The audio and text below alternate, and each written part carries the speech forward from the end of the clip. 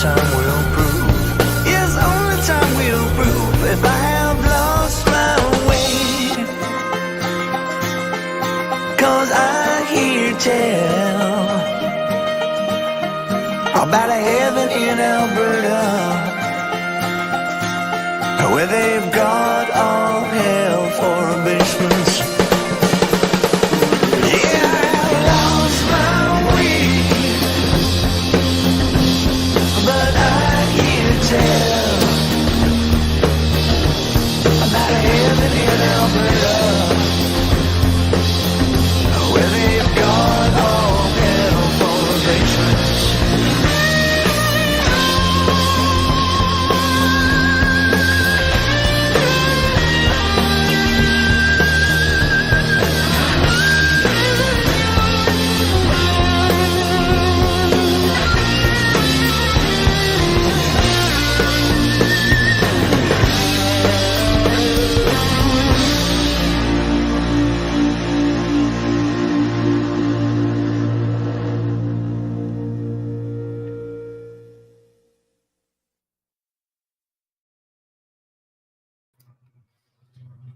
All right, hey everyone, Frankie here, New West Reset. Hello, how's it going, eh? Welcome back, and thank you very much for shooting in, joining a fella here for another live stream. New West Reset Live, episode 85. Bostonian Pedestrian Oblivion, yup. It's that time for another Pedestrian Oblivion episode here on the show tonight, or this evening, or this afternoon, whatever the case may be. So hello, and welcome, and thanks for being here on this Sunday, September the 29th. Wow, man, there we go. September's gone. September's done come and gone. I don't know what that means, but anyway, just after 5 p.m., just a skosh past 5 p.m. local time, mountain time that is, here in Calgary, Alberta, up in Canada land. So thanks for being here. Thanks for winding down your week and your weekend. Yours truly. It's Sunday fun day, you know. So thanks for being here. Appreciate it.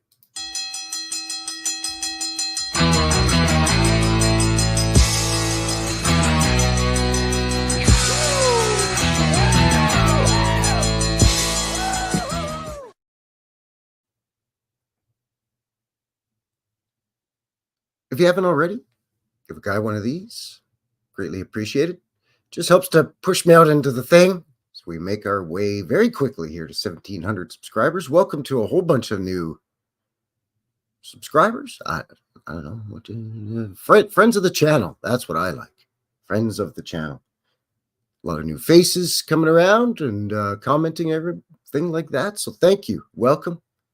Thanks for jumping on board the Shenanigans Express here. Again, I don't know what that means. I'm hopped up on cough syrup, so I'm a little silly right now. Got a little bit of the sniffles and a little tickle in the guy's throat here, a little bit of a cough, so have to bear with me. Probably why the voice sounds a little weird-ish, a little nasally. Sound a little nasally up there in Canada. Anyway, thanks for being here. Thanks to everybody who's already liked and shared and subscribed and all that good stuff. And thank you to everybody who's watching this after the live. Thanks for all of your support. Say hello below and let me know how you're doing. Speaking of saying hello, let's say hello in the chat. Who's here in the box? Hippie Shake. Hello. Good to see you, Hippie. PCS World is here. Howdy. Kathy Childers. Good to see you, Kathy. Yeah, from soggy, dark Kentucky. Storms and monsoons and power outages. I'm glad you're okay. Glad you're doing well. I'm glad you're smart. You're smart enough to get that long-term food storage over there. Get some food and water squirreled away. Smart. Turtle said, hey, Hey everybody, Title's here. Good to see you, Title. Jabu Joe in the box. Hello, my friend. Howdy, howdy. Good day. Hello. How's she going there, eh? I'm glad you're doing well, Kathy. That's sketchy. You know, when the power goes out too, right? It's a necessary convenience, I guess. I mean, it's not super duper necessary. I mean, I'm sure many of us have been camping. Don't necessarily need electricity when you're camping. You know, you're sleeping in a tent and cooking over the fire and whatnot. So, you know. Anyway.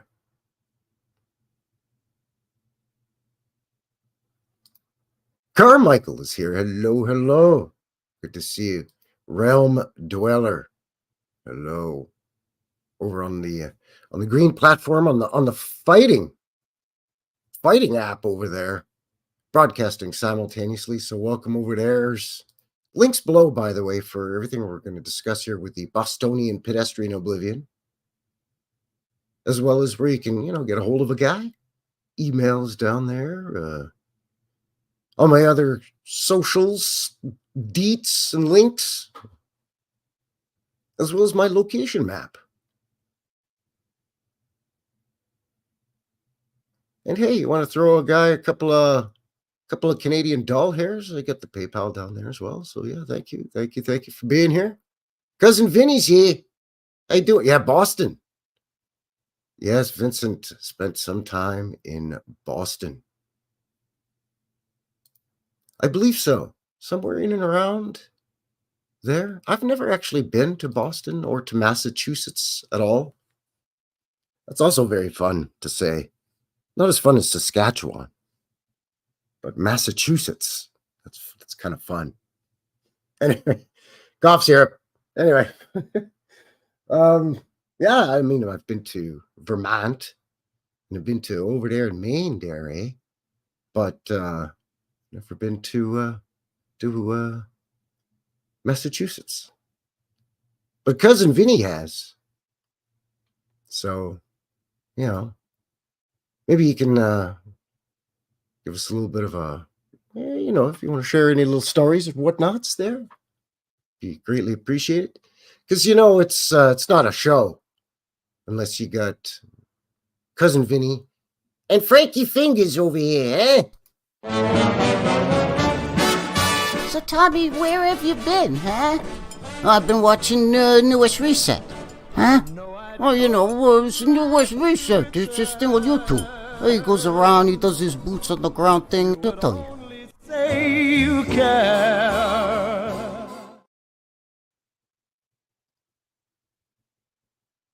So once again, thanks for joining me here. Rod's in the box as well. Howdy, howdy. How's she going there, eh? So if you're new to the channel or if you're unfamiliar with this Pedestrian Oblivion thing, it started maybe over a year ago, maybe? Something like that. It goes back to Douglas on the UAP channel. UAP channel, Douglas. And he was watching that one where somebody sets up a camera on the streetcar, San Francisco there, right? And he was commenting on how people are just like running in front of it and they're almost getting hit by the trolley or horses and buggies or, jalopies back in the day. Ooga, get out of the way there, sonny. That kind of thing, right? Dogs running wild in the streets. It was mayhem, right? So I had a look at it and thought it would be funny from a Canadian perspective. So I think the first one we did was Toronto or something, or I don't remember. Anyways, we haven't done one for a while, and they're always kind of fun. And I like them for a couple of reasons. First of all, I kind of just like digging for the old film footage of street scenes. That's just fun in itself. Takes a lot of time. It's a number of hours to do, but it's fun. Especially when you hit pay dirt, when you strike gold. Right? Holy, I found 6.5 minutes of footage from 1930 or whatever, right? Wow. But I also like not only how you could see just how the people behave back then, they're almost like NPCs, non-playable characters in a video game. They're just kind of walking around, barely interacting with the surroundings, almost oblivious to what's happening. You know, like I said, cars or trolleys or whatever you want to call them, barreling down on them, dodging traffic. It's crazy. But also just in the background, you get the opportunity to see a lot of old buildings that maybe aren't standing anymore, where you get to see them prior to a lot of their lovely embellishments getting removed, right? Getting everything nicked off of them.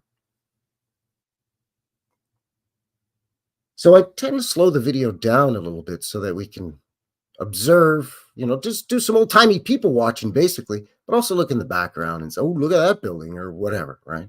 Now, I have no idea about Boston. I'm quite unfamiliar with Boston as a naive Canadian up here, eh? Like, I'm originally from out east. I'm originally from Montreal, Quebec, but yeah, like I said, never been there. So, I've seen photos and stuff. And again, through putting together the video for tonight's show, I've seen some stuff online, but not that familiar with what, some of the areas of Boston are and the significance or any of that. So I'm just kind of going in it blind, eh? Yeah, okay, yeah, that's what I thought. It was Toronto. The T dot. Martin's here. Hello, good to see you. No need to apologize. Sorry I'm late. I don't need to apologize at all there, eh? Oh, yeah, there you go. Kathy's having a heck of a time there in Kentucky right now. It's just great. It's not one thing, it's another, right? If it's not forest fires or, heat waves, then it's torrential downpours and flash floods. Fantastic. That pendulum likes to swing, doesn't it? Same thing here. Within, 3 months here in Calgary, we can go from heat wave warnings to severe cold warnings. It's plus 35 here today on a July 30th. And then next thing you know, it's minus 35 Celsius here today on a November 4th or whatever. Right? And you're like, wait, what?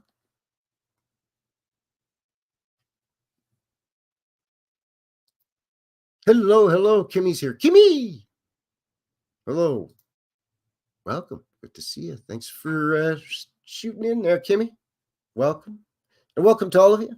So as mentioned, links below here. I think what we'll do as per usual with this format of the show is we'll look at, the Wikipedia and just give a quick little idea of what's going on down over there in Boston there. Just in terms of, because Boston's pretty old, right? But then we'll look at a little bit at the history of their electric streetcars, and they got the trifecta there in Boston. They got all three there. It's amazing how they did. Because they got the subway, they had the L, if you will, the elevated streetcar trolley, and then the street level. So they just said, you know what, we can't decide. We're just gonna build all three there.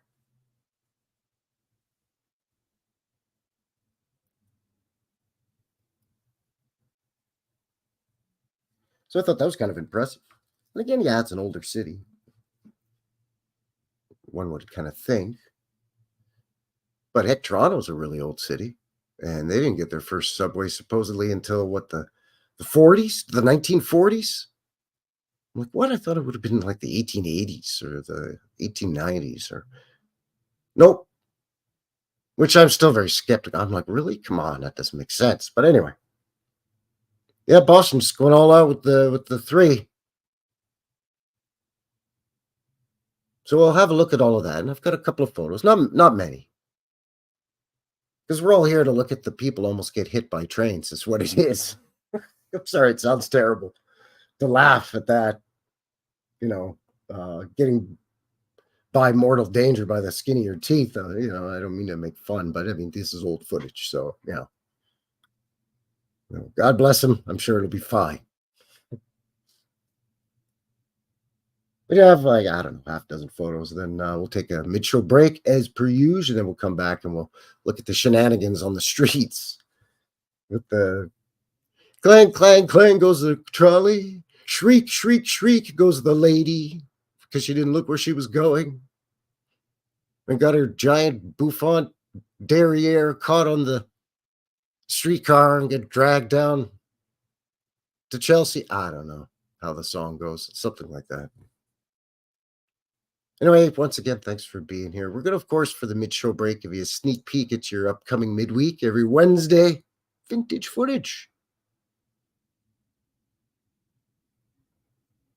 And then, of course, every Friday, boots on the ground. This Friday is another building here in Cowtown, Sandstone City, here in Calgary. Kind of down by the rodeo grounds there, Stampede Park. Although the rodeo's been over for a couple of months now. Mighty Mouse is here. Well, Mighty Mouse is over on the Bumblebirds there over there. So welcome. Thanks for shooting in. Appreciate it as always. As usual, every Sunday live here, and again, broadcasting both the HooTubes and the Bumble simultaneously. So thanks for joining me here, everybody.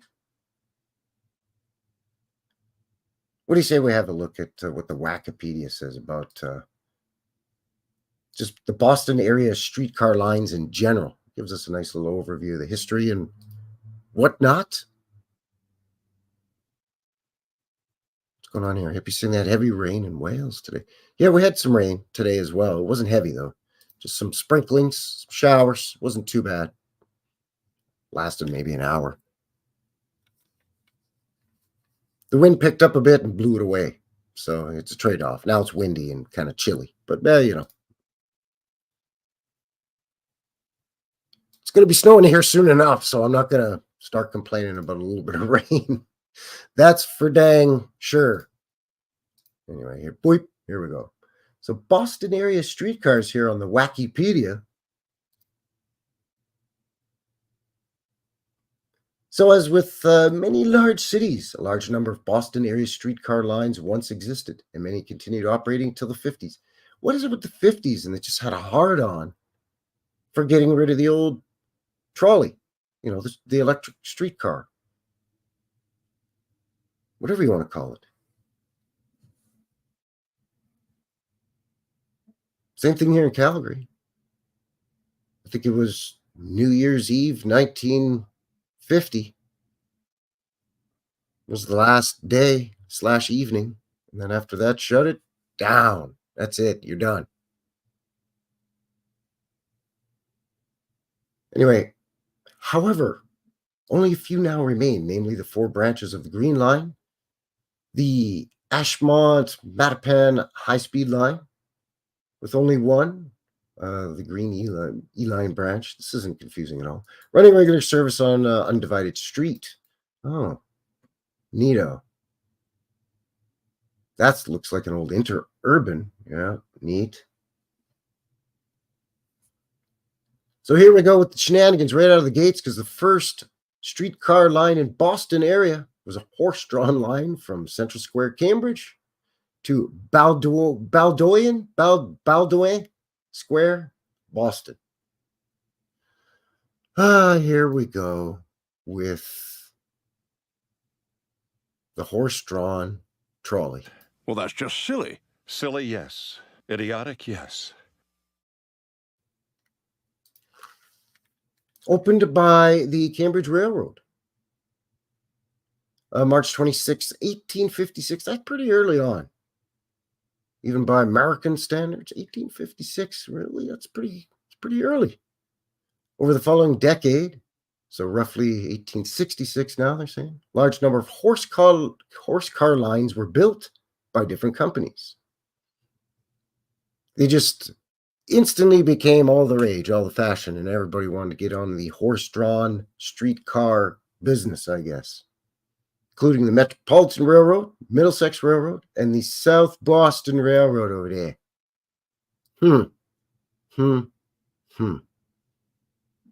Jesse Nixon, the box. Hello, hello. Thanks for shooting in, Chassis. Good to see you. These companies competed with each other while also sharing track in many locations. Okay. By the mid-60s, thought we were already in the mid-60s because, a decade after 56. But anyway, okay. In the mid-1860s, horse car lines reached to Lynn, Arlington, Waterton, Newton, West Roxbury, and Milton. No idea of the significance of these neighborhoods. Oh, that looks lovely. Oh, I must say, that's nice. Yep. Oh. Oh my. Yes, lovely. Okay.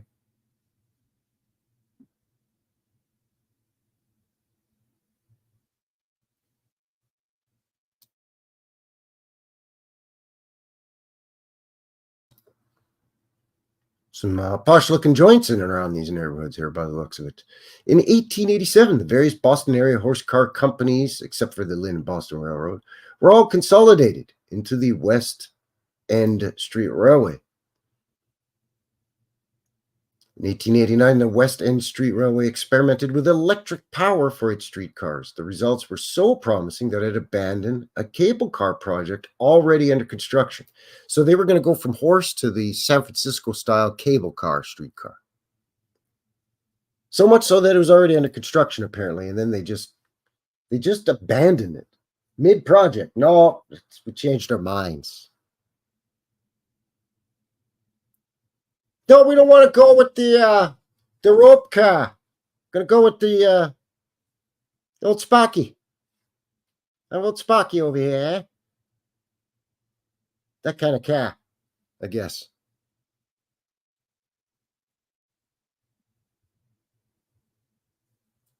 I mean, you'd think if it was already under construction, you would just, okay, well, this line's going to be cable and the rest will be electric. But no. Several lines were electrified in 1889, and by 1895, almost the entire system had been electrified.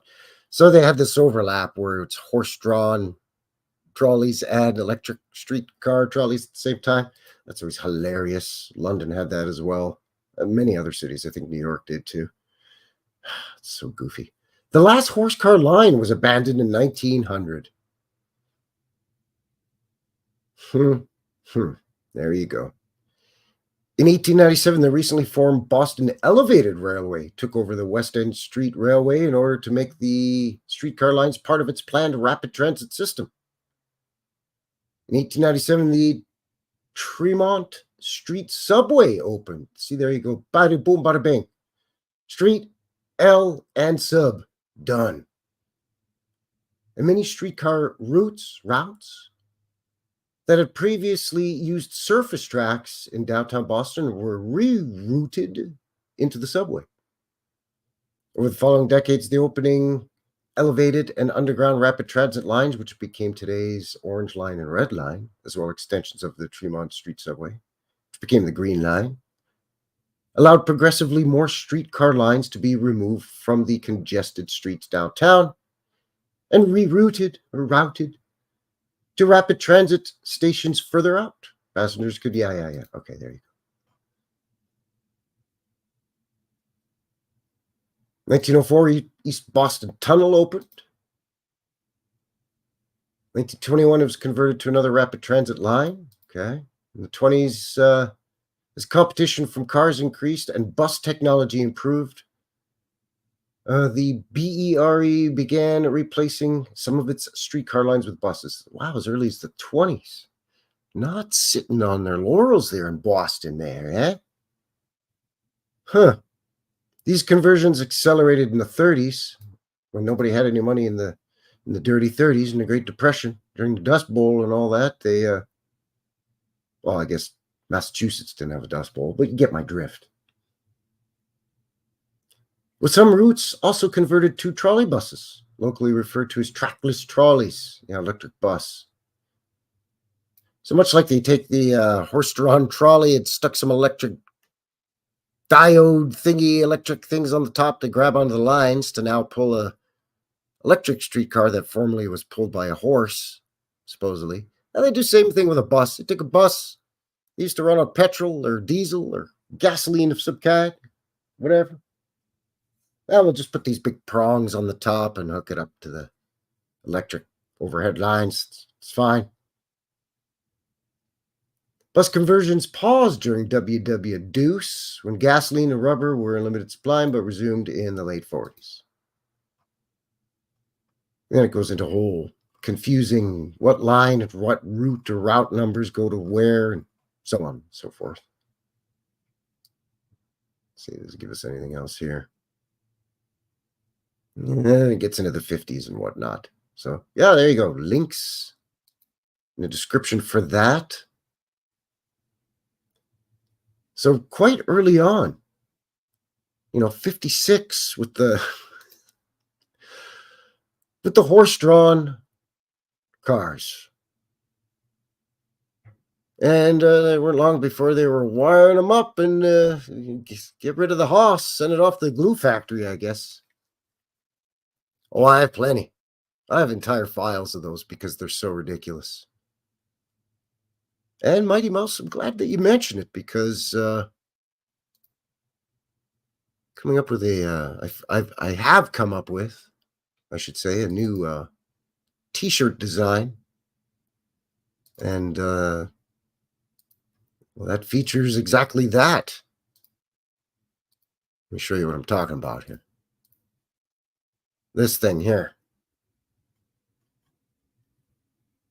This is the Toronto version of the horse-drawn streetcar. And Shenanigans pretty much says it all. Shenanigans. So yeah, I have a whole file of that stuff because it's just ridiculous. Like, what's the advantage to a horse pulling a streetcar over a horse pulling what was called an omnibus, which was basically a big horse-drawn wagon that you could carriage, I should say, not wagon. It had a roof on it. And it would, depending on the omnibus company, some would hold 20 passengers, some more, some less, right? And you still had a guy at the controls, the reins of the horse in this case, whether it's a trolley or an omnibus being pulled by a horse. But you have more freedom with the omnibus. You got to pull over for some reason. You can do it. You got to make a turn. Oh, it's late at night and Lady Northumberland wishes to be dropped off in front of her address here on Worcestershire, Tintonshire Street here in London, in old-timey London, you see. So the driver could go off the main high street and pull off to the side in front of her private residence to ensure that she enters her home safely, you see. You can't do that with a horse-drawn freaking streetcar.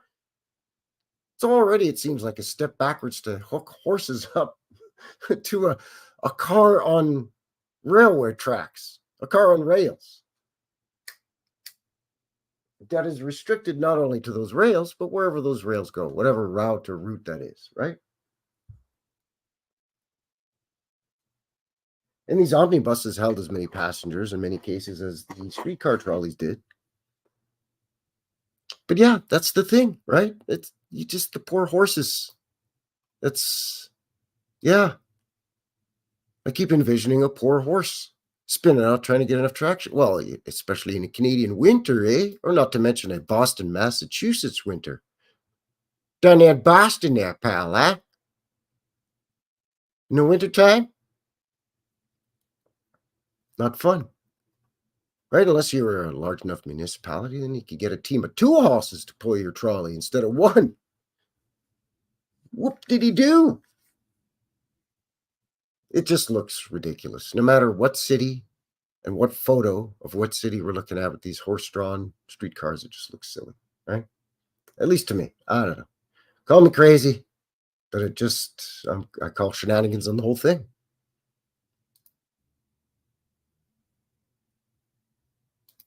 Let's see what else it says on the Wikipedia here.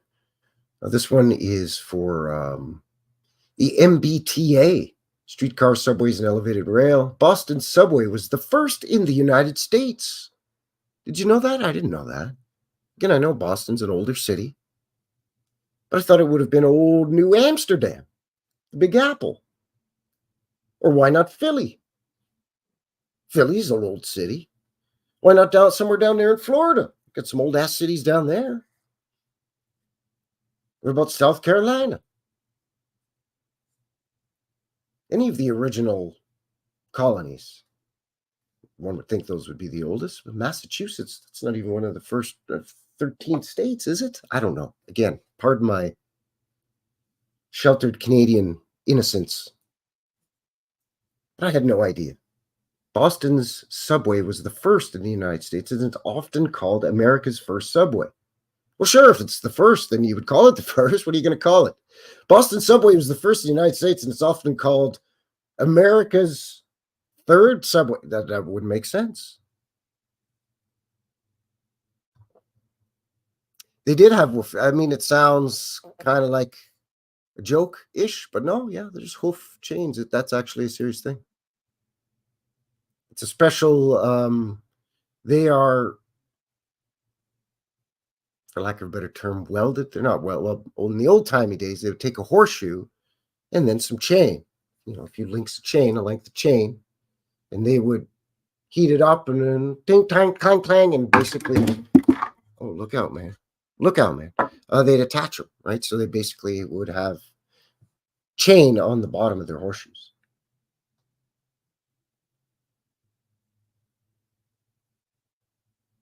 But yeah, this is crazy. First subway. In 1897 and 1898, the Tremont Street subway opened as the core of the precursor to the Green Line. In 1901, the main line elevated, precursor to the Orange Line opened. So that is, I mean, again, right out of the gates, boom. Yeah, like a cleat, sort of. Yeah. Not like you put chains on your tires. You know what I'm talking about if you live in like Maine or Vermont or Michigan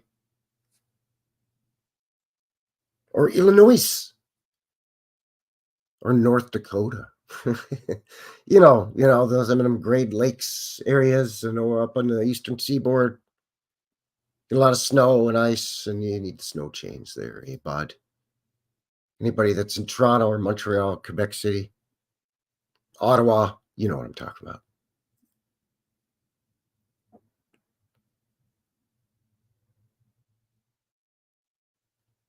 Curious Squirrel is here. Good to see you. Thanks for shooting in there, eh?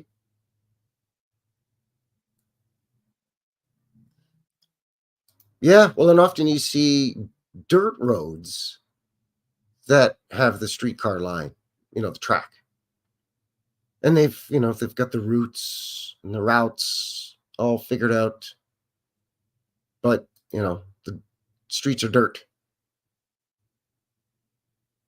In fact, I have a video from Newfoundland, I believe it is. I think it's Newfoundland.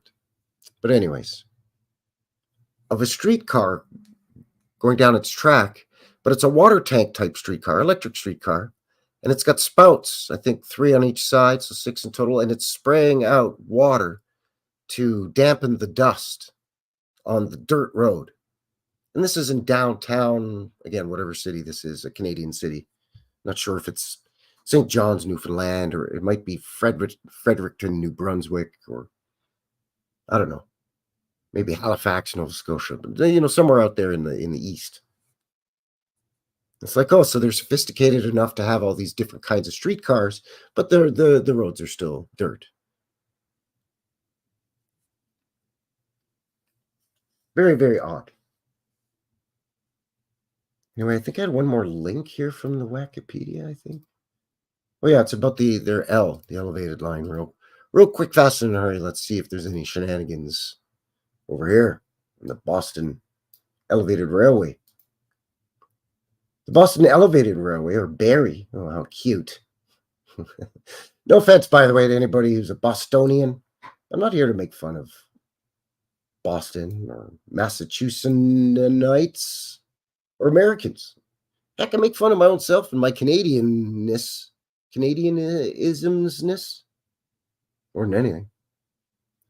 It's just, questioning the official story, right? And seeing if we can spot any shenanigans, poke some holes in this, or even just general interest. And of course, being Wikipedia, you gotta take it with a grain of salt there, eh?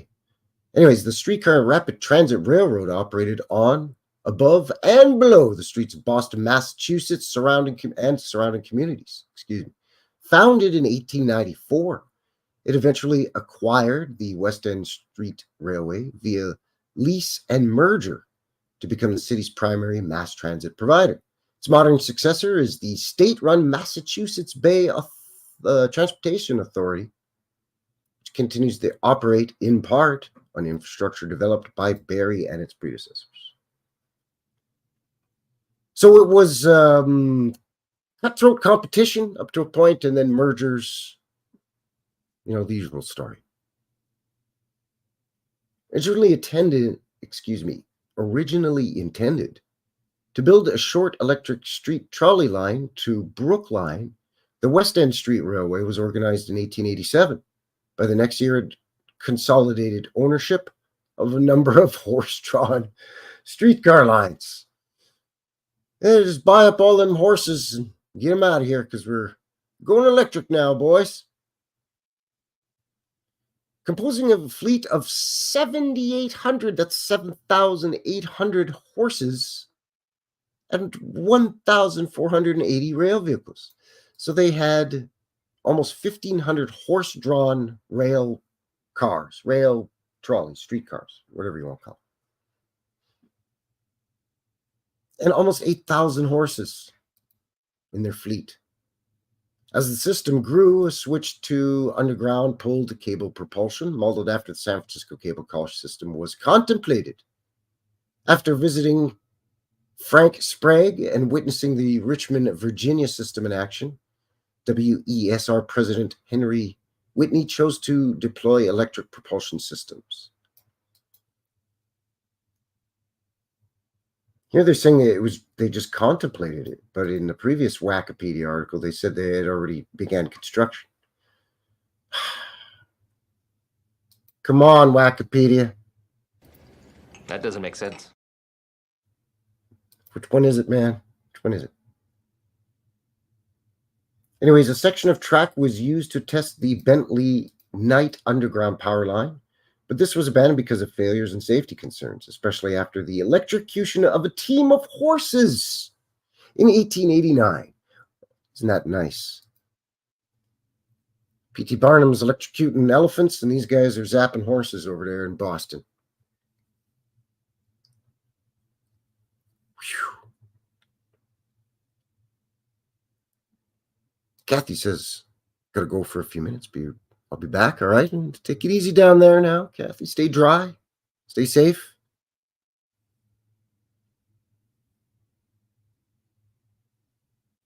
Can't believe they electrocuted some horses. Anyways, after competing in operational tests with the Sprague streetcar system, the Thomas Houston Company was chosen for system-wide deployment of overhead wires. The electrified rapid transit system was named an IEEE milestone in electrical engineering in 2004. Right. Took them not long to say, hey, they did a pretty good job back there in the 1880s and 90s. Yeah, I guess so. How did the horses get electrocuted, by the way?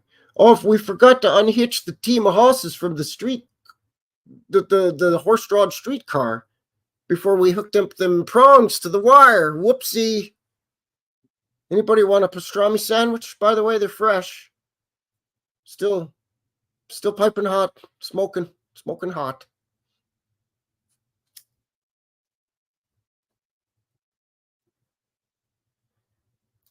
The last horse car line was along Marble Street in the Back Bay. It was never electrified. It was closed around, and now they're saying, it was around 1900. Before it was this, I think they gave a date, or at least a month in a year, 1900, but anyway, okay. In the late 19th century, the electric power industry was in its infancy. Power grid, as we know today, simply did not exist. The railway company constructed its own power stations. So they went from having stables to having power stations overnight. A few dead horses aside. By 1897, these included distributed generation stations in downtown Boston, Alston, Cambridge down there, and you have it, Dorchester and Charlestown, East Cambridge there, and of course East Boston. By 1904, that's a terrible accent, I know. And again, I'm got sniffles and I'm hopped up on cough syrup, so what are you going to do?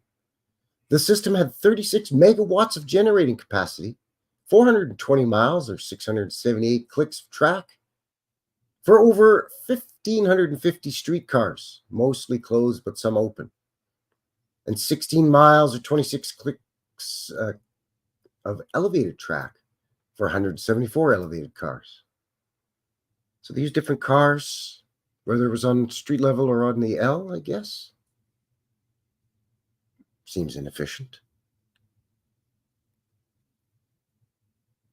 1916 Boston Elevated Railway Company streetcar number 393 smashed through the warning gates of the open Summer Street drawbridge in Boston, plunging into the frigid waters of Fort Point Channel, killing 46 people. That's terrible. 46 souls deleted.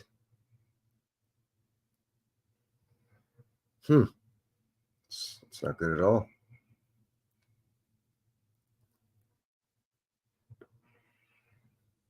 Wow. Yikes. The first bus route was in 1922 between Union Square, Alston, and Fenouil Street. In 1933, this was merged with the Union Square Central Bus, later became the 64. Yeah, okay. There we go. Elevated railway. 1890, the West End Railway was authorized by the state to construct elevated railways, but did not pursue this possibility. Yeah, you can go ahead and do it. Yeah, we're not going to now. The state consequently authorized a new franchise for such an endeavor, which resulted in the founding in 1894, the establishment of the Boston Elevated Railway. The first stretch of elevated track was put in service in 1901 between Sullivan Square in Charleston and Dudley Square in Roxbury. In 1897, Barry acquired a long-term lease on the West End's lines, and the two companies were formally merged in 22. The elevated network was expanded to include 6 endpoints, with vehicles run on the tracks in routes designed to allow passengers to reach any destination without changing trains. So that, central point and, multiple fingers fanning outward like spokes of a bicycle wheel, I guess. Some had, zigzag routes and loops. That's what Calgary had. Toronto had that as well. And some had the sort of the pinwheel or what have you. Kathy's back. Good to see you. Everything all right down there? How's your back from your bailing bucket? No, all joking aside, I hope you're doing all right there, Kathy. Yikes. It's not fun. Even if you're used to going without power, what happens here in Calgary, right? We get a bad winter storm where we could lose power for a few hours or a couple of days, and for some people it's the end of the world. Others, it's minor inconvenience, and you got everything in between, right? And maybe it depends on your generation or how you were raised, how you grew up. I grew up outdoors a lot and camping a lot and roughing it, and still do, and hiking and stuff. So for me to be, heck, even be a week or two without power, not such a big to do. Like in the dead of winter, sure, it's a bit more of a pain in the ass because I don't have a wood-burning fireplace here in our suite, but, there's ways to get around that. Mr. Beast fan in the box. Hello, hello. Yep, you're okay? All right, good. Yeesh. We're a landlocked province up here in Alberta, up in Canada land, eh? So the concept of monsoons is pretty foreign to a guy. The difficulty of transporting coal overland from the port of Boston, and the short range of the direct current system preventing significant expansion inland. In 1911, a large generating station was built in South Boston, which produced 25 hertz alternating current, which could be transmitted long distances at high voltage to substations, which would drop the voltage and convert it to direct current for use by other trains. System was gradually converted until completion in 31 when 14 substations were in place. This station would operate until 81 when the MBTA had completed converting all the active substations to yada, yada, yada. Then, of course, they started converting the streetcar trolley electric lines to trolley buses in 1936. That's like right in the heart of the Great Depression, isn't it? Or no, maybe it's getting toward the end of the Great Depression, but we always see times is hard. Where's all the money coming from to do this conversion? Especially when you would think it would be more cost effective to just keep going with the old electric streetcar. It's only like, what, 40 years old at this point? 50 years old at this point? Anyway, a whole bunch of other yada yadas, link in the description. So that's a bit about the history of the Boston commuter train system, for lack of a better term. They're also part of an interurban train network, but we've kind of looked at that here in the channel already. Now, me personally, I think that a lot of these older systems, especially in what we're told, at least anyway, are older cities here in the quote-unquote New World, right? Here in North America, Canada land, and the good old US of A. I think a lot of these initial systems that we see when it's operating on, dirt roads in these downtown cities with these massive buildings, in the 1890s, I think these were original systems that pre-existed. And I think prior to the last reset, they were in use. And they were sort of reverse engineered after the reintroduction into a lot of these cities, after they'd been fixed up, given the Victorian tart up, if you will, and reverse engineered a lot of this tech. That's why I think, or that's what I should say, I think explains a lot of these horse-drawn trolleys. Because there was a point where they were uncovering buried railways, and they had an idea of what they were used for, but they didn't fully understand how to use it. Initially, I don't think. And again, I'm just spitballing here, just speculating. I don't claim to know this for any facts. I think later on, some of what we see in here of building the railway was actually building the railway in the sense they were expanding it on a pre-existing, pre-reset or pre-cataclysm mode of transportation of some kind. And that's why it looks so silly to see a horse or two pull in a streetcar trolley. Tram thing. It looks more correct being powered by electric and running on tracks than being pulled by horses and running on tracks, on steel or iron tracks, steel tracks, what have you. Because again, you had the whole omnibus thing, which was much more convenient. It was just a larger horse-drawn buggy or carriage that could seat multiple passengers. More than 6 or 8, up to 40. You had double-decker omnibuses over in old-timey London town.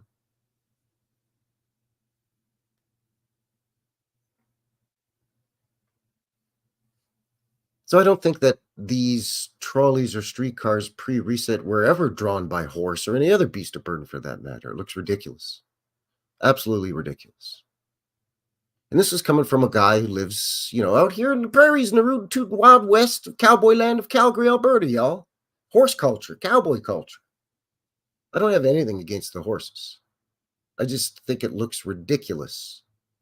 Like when you see a horse pulling a wagon or a nice chariot or a stagecoach or a nice, even just some of those two-wheeled carriages, that looks like it makes sense.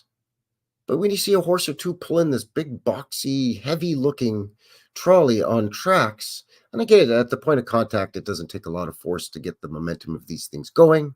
And the guy who's pulling the reins also operates a brake. So he's got to pull back on the reins. Whoa, horse, and engage the brake at the same time.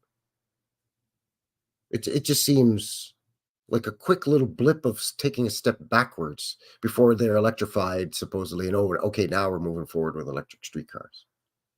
That little blip of the horse-drawn streetcar, to me, is a step backwards from the omnibus, which supposedly pre-existed the horse-drawn streetcar. You know what I'm saying? I don't know. It just seems... Mr. Beast fan saying in the chat here, saying, I see horses and buggies here every day. If you don't mind sharing, where is here? And what are you seeing? You seeing the Amish? Is that what you're seeing? Are you in and around the Pennsylvania area and you're seeing some Amish or Pennsylvania Dutch or what have you? Curious Squirrel says, I see them every day too, Mr. Beast fan. Oh.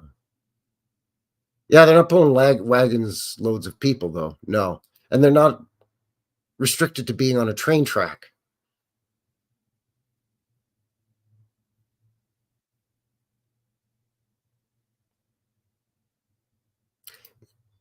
And going up a hill, and from what I understand, parts of Boston are quite hilly, much like actually a lot of cities, in the downtowns. Not just, maybe not to the extremes of San Francisco. We're kind of, kind of brainwashed, for lack of a term, that San Francisco's so hilly. That's why they had to have the cable cars. But yeah, you imagine, some hills in your city, and it's 1890, and you got a horse pulling a streetcar on railroad tracks, and it doesn't matter what the surface is because it's frozen and covered in snow, but it could be a brick road, it could be a cobblestone street, it could be a dirt road, it could be paved or tarred in some way, it could have blacktop asphalt of some sort on it. Whatever the case may be. More than likely, though, in the 1890s, it's either dirt, brick, or cobblestone. That's going to be it. You got ice and snow on there. Those horses have to pull that trolley up a hill. How many times does it get halfway up, the driver's got to engage the brake because the horse just can't make it? And everybody's got to disembark the trolley and walk now up the hill in the winter. You know what I'm saying? How you doing, Morgan? Isabella Live 2.0 in the box. Good to see you. Old friend of the channel. Thanks for shooting in there, Bod. Mad Fiddler's here from North Carolina. Nothing could be finer than being in the Carolinas. I know that's not how the song goes, but beautiful part of the country out there. I've got an online acquaintance that lives in the Carolinas, in Ashford, as a matter of fact.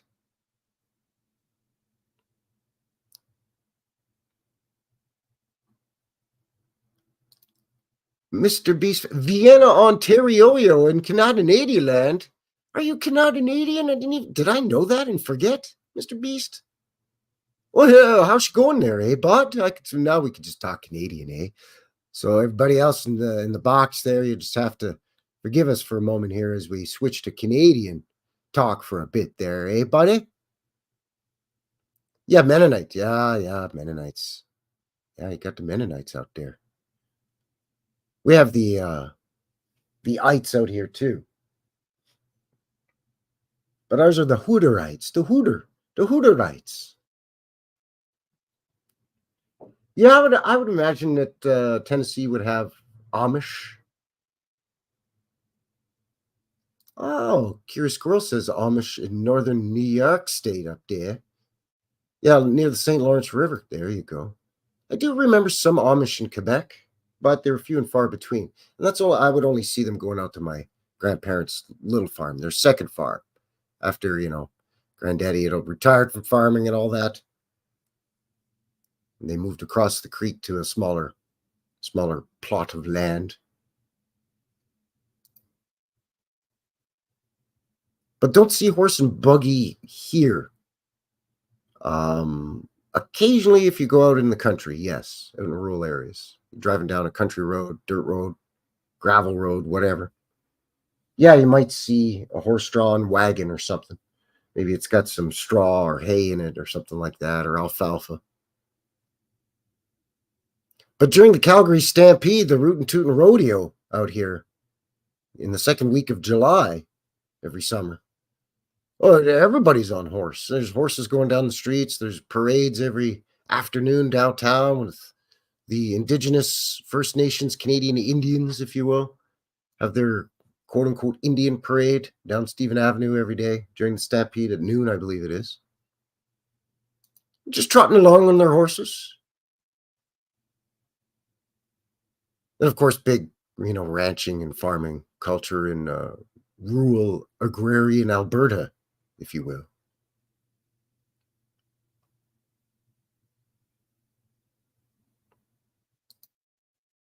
Yeah, will you stay safe out there, Scott? Scott Pike in the Boxing, North Carolina, hit hard by the hurricane here. Yes, oof. Careful. Walking on railway ties is a miserable experience. But if you can build yourself a little go-kart thingy out of some wooden pallets and a lawnmower engine and some wheels that can ride the rail, I don't know, maybe buy some really big fat caster type wheels from the Home Depot or the Home Hardware type store, and you take the rubber tire off. It's a hard compressed rubber. If you could hack that off somehow or remove that, you might end up with something that could ride on that rail. I've seen YouTube videos of guys cruising all over the place on those things. I think, doesn't Kairos, isn't he building a bicycle version of that, pedal bicycle version of that? Very, very interesting. But yeah, if you're going hiking and you're walking along old, even currently used, either way, but old disrepair railway, yeah, it's not fun. Or mountain biking on them too, right? Lumpy and bumpy, not fun. Jiggles the spine. Jiggle a fella's spine. Yeah, that's like our Hutterites here. They got the most modern, up-to-date, technically advanced farming equipment that you ever set your eyes on. They're the ones that are at the front of the line at the agricultural exhibitions and all of that sort of thing. They got the, combines with the GPS and the self-driving threshing machine, you name it. And then, of course, they drive the biggest, newest Ford, Chevy, or Dodge dually pickup trucks with the flared rear wheel wells and the side step chrome running boards, you name it. So yeah, they're not, they've accepted and embraced technology. Yeah, they're not like the Amish.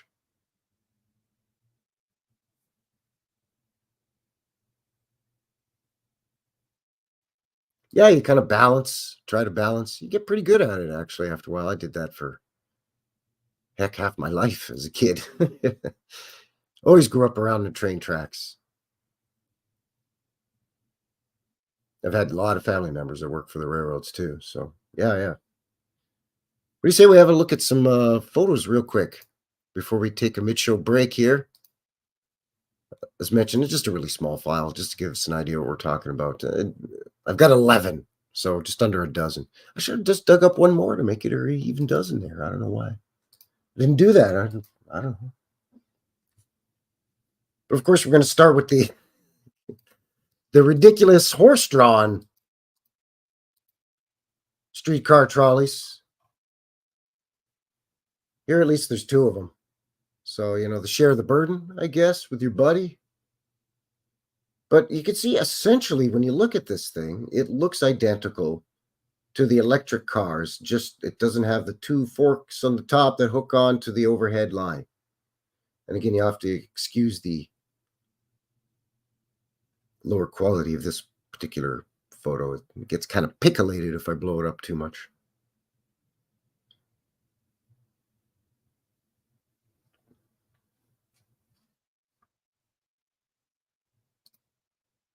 But see, here we go. This is the first electric trolley car, January 1st, 1889.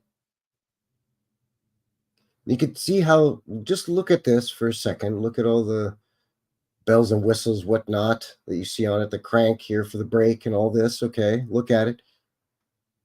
And then look at this. It's essentially the same contraption. You know what I'm saying? It's just now, oh, now we got this up here, so now we don't need, Mr. Ed and Francis talking mule pulling this thing anymore. We don't need Fred and Ted pulling this around now. Old Sparky's done been electrified, And they said some were closed and then some were open, like this. Imagine not widely used in the winter in Boston. But pretty good size. You figure 4 people per row. You got 2, 4, 6, 8, 10 rows. Yeah. You're seating 40, 50 people. Plus, you always got a bunch of jackasses hanging off the sides and hanging off the back of it and whatnot,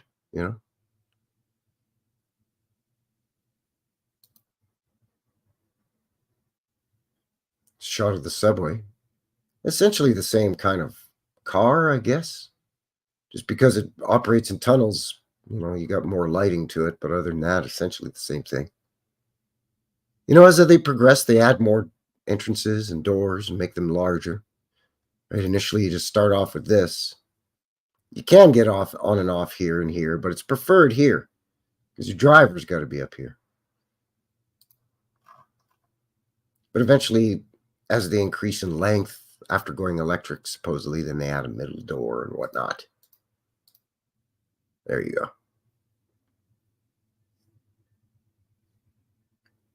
Scott Pike in the box says horses are very fond of Tesla. Yeah, yeah, sure. They even got creative and they have some ambulance streetcar trolleys there in Boston. This is from 1918. I guess these are your paramedics. I don't know. They look like WW1 soldiers. Maybe that is the case. I don't know. Let me know in the box if you recognize this uniform as a WW1 American uniform.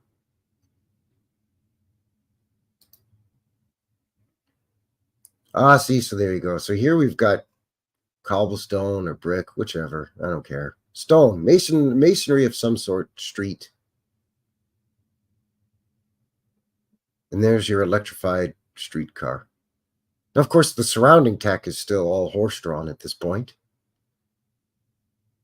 So this must have been a wonder to behold, especially if, the day before you saw horses pulling it, basically. I'm exaggerating a bit to make my point of just how silly the whole thing is, but basically you go within the space of a couple of years overlapping, not even, maybe a year overlapping between after they go electric and they still are phasing out the horse-drawn.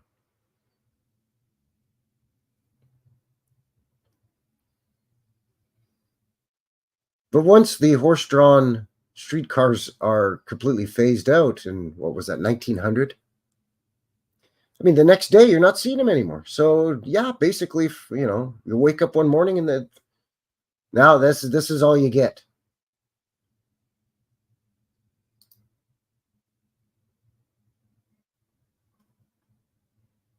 I just thought this was a great photo. Here you've got your electric streetcars.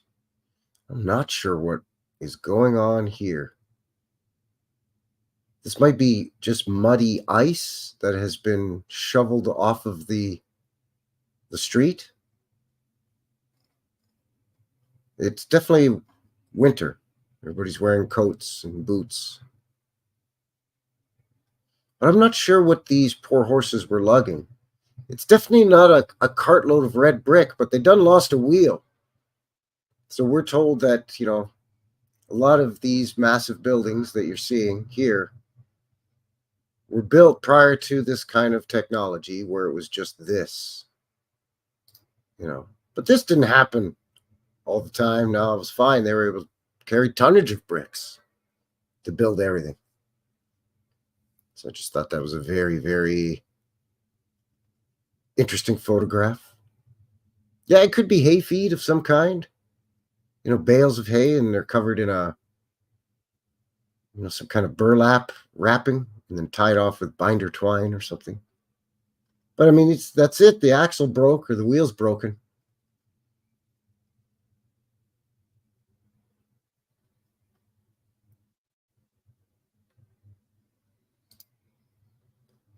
And then once we get into the 20s and so forth, they start building this elevated line, the height of it being in the 30s. This is amazing. It's quite the system. Like, we don't have anything like that here in Calgary. For old-timey stuff, that is. We have a modern light rail transit that runs on electric. And it does have, big, massive, sweeping overpasses and that sort of thing to alleviate traffic congestion.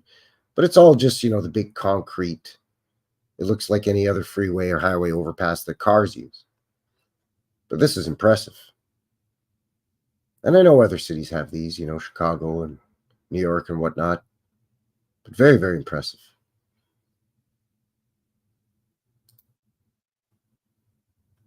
And then it takes you into a building that looks like this.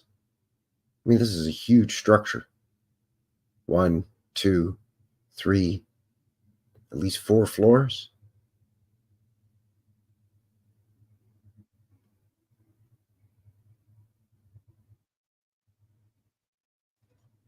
Nice timing of the streetcar going in or coming out of that little opening.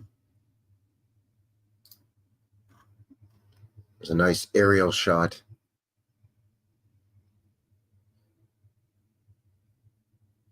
So I'm not denying that at some point, an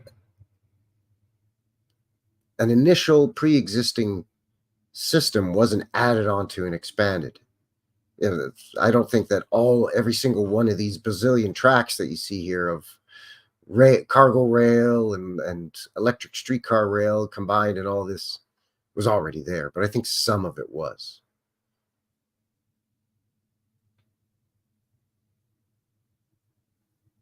I agree 100%. Chassis nicks and boxing, horses pulling trolleys is just a ridiculous concept when you think of it. Yeah, because like I said, you already had omnibuses. Now, how'd you like to go to work every day by commuting out of this building, right? Let's say you live somewhere close by and you can walk into this building, go up a couple of flights of stairs, and you get on the electric L or down into the subway or the street level streetcar trolley. I think this thing is magnificent, man.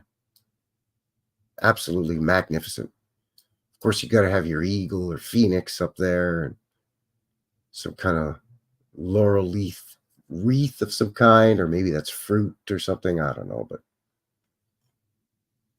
4 1s, take off. We all know it's supposed to be an I and a V. There's capitals on this. Yeah, this is just where you catch your train. Don't worry about it. It's a big, magnificent structure that takes up a whole city block. But no, it's just where you get your train. It's fine. But it is magnificent. It's beautiful. I agree. And you want to have big pediments and so on these. That's just a train station. Just filthy old trains and choo-choos clickety-clacking out of here. It's fine. Very, very impressive.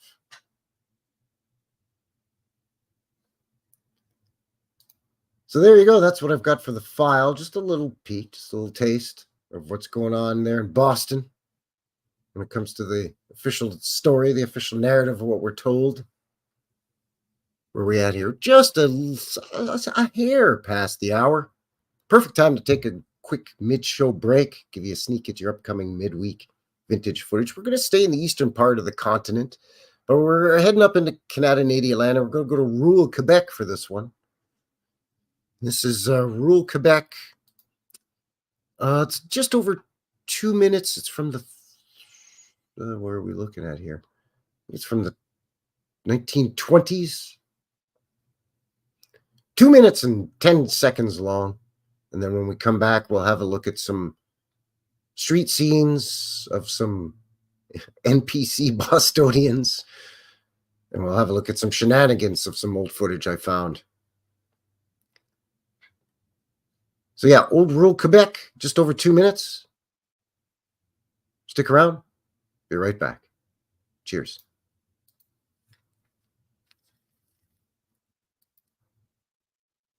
Technical difficulties. Experiencing technical difficulties. There we go.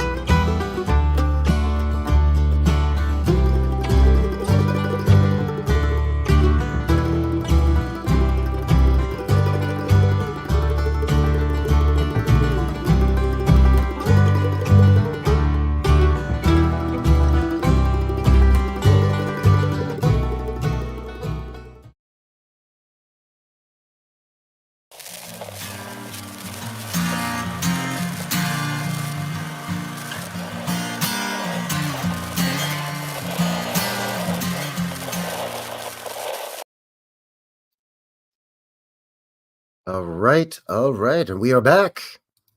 Welcome back, everybody. Frankie, New West Reset, the New West Reset Live, episode 85. Today on this Sunday, September 29th, 2024. Just getting close to 6:15 p.m. local time here, Mountain Time. Coming at you from Calgary, Alberta, here in Canadian land, here in Purdy, Alberta. Still kind of sort of decent-ish outside, plus 10 Celsius. It's about 50-ish Fahrenheit. It's not the best, but at least it ain't a monsoon.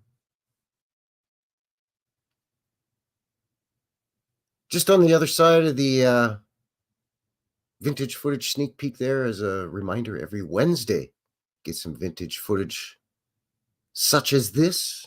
I like this stuff. Like I said, in the background, you get to see a lot of the old buildings. Get to see what life was like potentially 100 years ago or more. And, you know, you get some nice little tunes to go along with it. So, yeah, there you go. And I think I misspoke earlier with Friday's Boots on the Ground. I believe this Friday, it's coming up, will be the 4th of October. That's actually going to be a premiere video. Cousin Vinny and myself went to a little prairie town south of Calgary, about an hour south. We did that about, I don't know, what was it, about a month ago now? Anyway, time flies when you're having fun there, eh?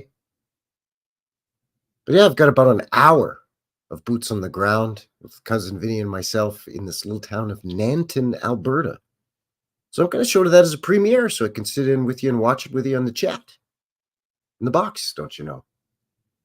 Ms. Grandma, speaking of in the box, Ms. Grandma's in the box in the chat. Welcome.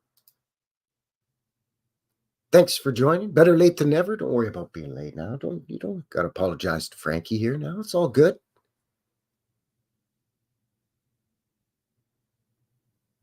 Way too clean to be dancing in the dirt. Yeah, well.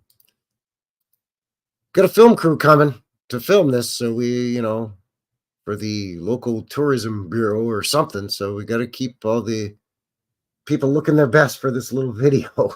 That's probably what it is. Between scenes, they got, somebody there to dust them off.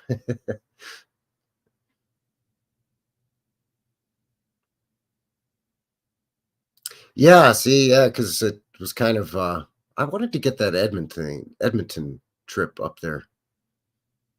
So it kind of went out of order, Cousin Vinny. Yes, yes.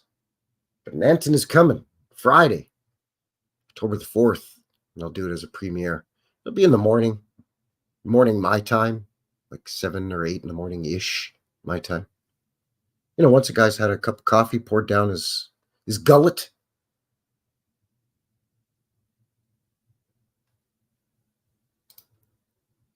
Curious Squirrel saying, do you send us the Alberta Clippers? Not sure what the Alberta Clippers are, Squirrel. If you could help a guy to that. Not quite sure. But we probably do. You just go ahead and blame it on Alberta, eh? Anyway, thanks for joining me. If you haven't already, give a guy one of these. Thanks to everybody who's already shared and subscribed. Welcome to a whole bunch of new friends of the channel here over the last couple of weeks. We appreciate your support. As mentioned at the top of the show, everything that we covered at said top of show is in the links below in the description there, as well as my emails down there too, all my other socials and whatnot. My location map, speaking of Cousin Vinny, that's his brainchild, as well as the guy's PayPal. So yeah, welcome to the show. Thanks for winding down your weekend here with yours truly on this Sunday evening. Sunday fun day, don't you know?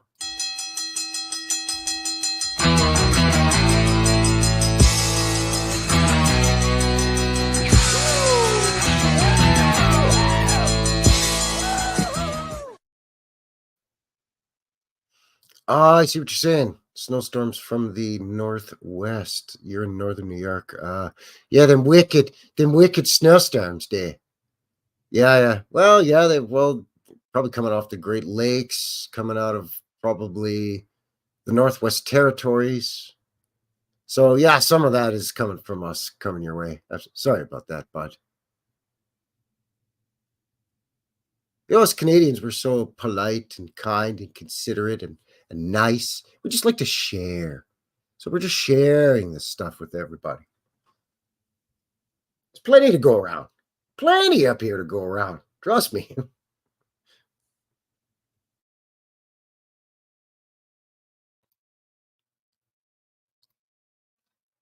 PCS World saying they don't call them clippers in Canada. It's just a snowstorm. Yeah, we just call that a day. Just a winter day. Ms. Grandma saying feels like snow coming around Edmonton area. Well, yeah, she's cooling off a bit. Even as we speak here at the top of the show, it was 12 degrees Celsius. We're now down to 9 Celsius.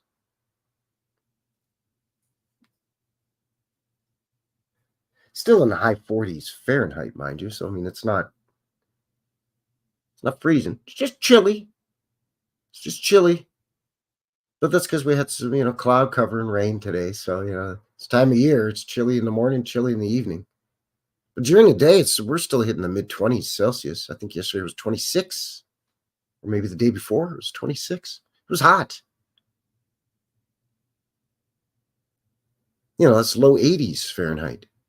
It's not bad for, coming up on October around these here parts.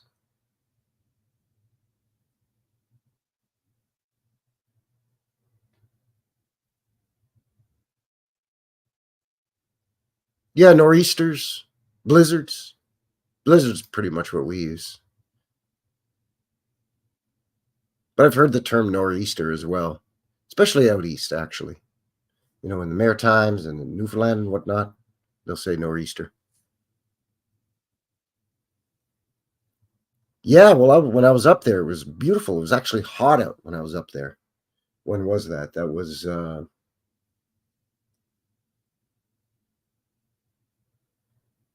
don't even remember when that was now.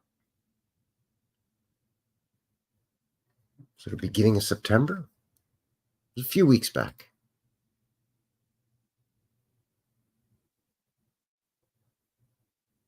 All right, what do you say we get into the shenanigans here and have a look at some Bostonian pedestrian Oblivion? Let's see how people deal with traffic in this footage that I've got here. This is Boston 1890s, right up into the 1940s. Now, the majority of the footage is going to be from the teens and 20s and into the 40s. And the footage from the 40s is beautiful, really clear footage. Stuff from the 1890s is a little janky, but there's not much of it. I tried to adjust the frames per second so that, the people don't look like they're walking super too fast, like, the old-timey silent films. And of course, we can kind of pause it. But, it's just incredible. People on bikes, on horses, or on foot, just walking right out in front of a train, in front of a streetcar. It's like, well, hey, slow down there. Take it easy. Take it easy. So I'm kind of going chronologically here. So we're going to start in the 1890s, and hopefully you can hear me okay there. And I think you could, you should be able to hear me while I'm doing this. So the first few moments you'll have to forgive because it is 1890s, or at least that's what it was labeled. So it's a little hanky and janky. But you get an idea of, again, what people are doing and how oblivious they seem to be, but also just everything going on in the background with the beautiful architecture.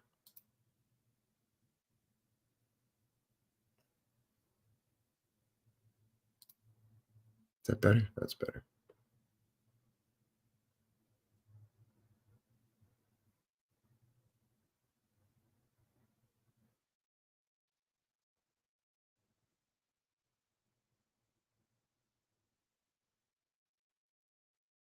So this is your main mode of transportation. Horse and cart, horse and buggy, horse and carriage. Old World, Michigan in the box. Hello, hello.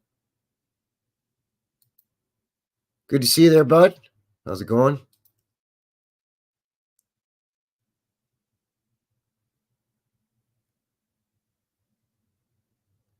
But still no sense of, like this. Look at this clown right now. Right here. He's just weaving in and out. There's no traffic cops here yet at this stage. Not that I can see anyway.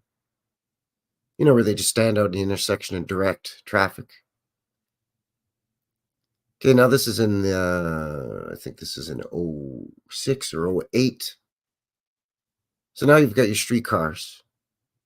Got the odd jalopy, but it's still mostly horse and buggy. But people are cutting each other off, and just watch how people just walk in front of everybody.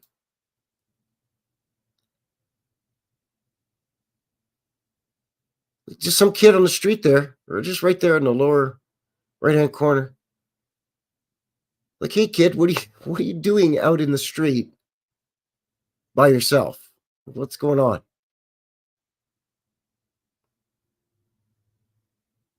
That guy with the bowler hat just walks right in front. He didn't even look up to see if the trolley was coming at him.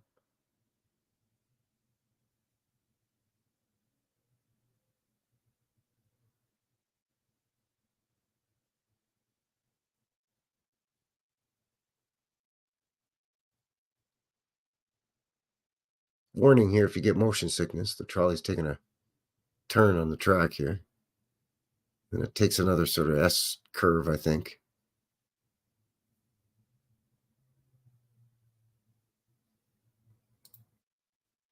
Yeah, exactly. Whoops, there's the trolley. Yeah, like, oh, look at, like, that's one of the first things my mom and daddy taught me when I was a little kid. It was like, look both ways before you cross the street, dummy.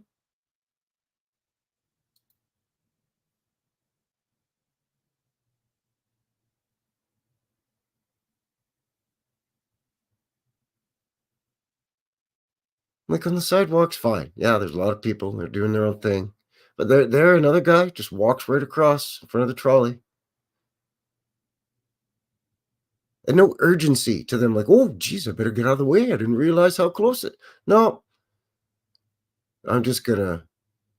We're just gonna stand in the track because we got to get on that train, even though another one's coming. People jump back out of the way when they realize, oh, I'm fixing to get hit here. Meanwhile, horses and buggies are just cutting in front of the trolley. The guy's not even shoulder checking.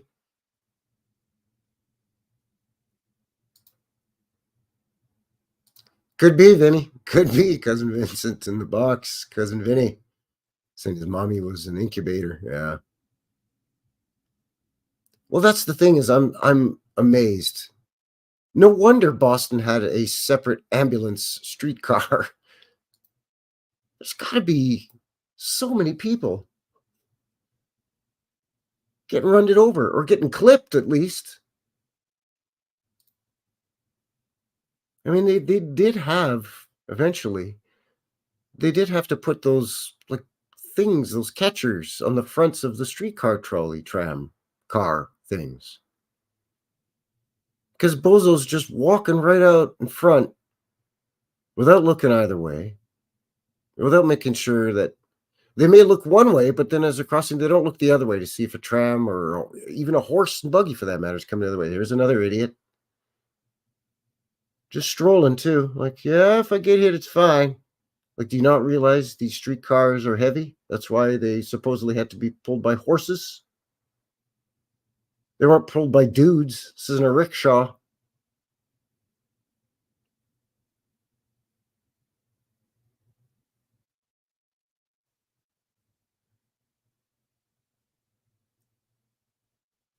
Again, apologies for the janky footage here as it kind of starts and stops. But I like how the cameraman's kind of panning around to get the L in the background there. That's cool.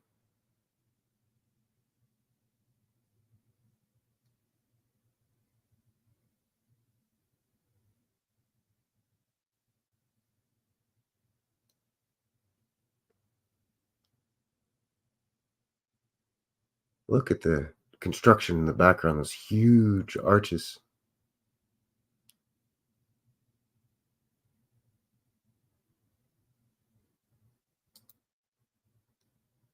Whoops, I jumped ahead. I'm sorry. I jumped back. I'm sorry.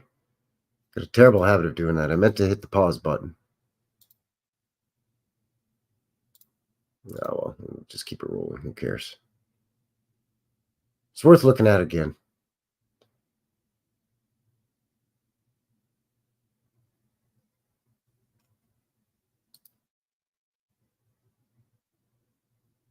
Yeah, just stand in the middle of the road. Anyway, anyhow, just standing there. Look out, there's a train barreling down on you. All right, I just got to stand here and sit still here for a second. Commiserate about the weather or whatnot. Phil Henry's here.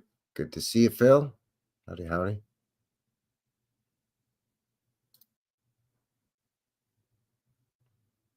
Oh, I guess that driver did shoulder check, but he had shoulder checked after he'd already pulled out in front of the tram. And now he's got to get the hell out of the way because it's barreling down on him. Another guy cuts him off.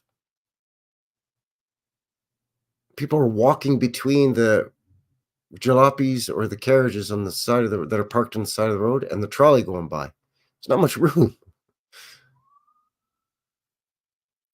Oh, there you go. Wouldn't be a New West Reset live stream without a siren in the background. I guess it's very fitting with this footage we're looking at.